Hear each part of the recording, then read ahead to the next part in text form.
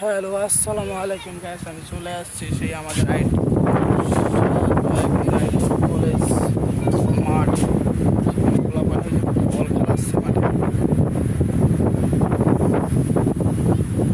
পোলাপানে বল খেলায় মাঠে। এটা ভিডিও করলাম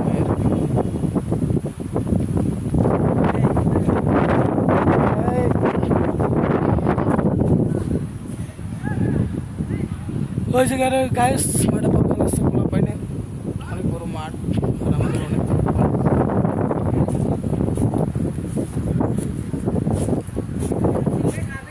হ্যাঁ।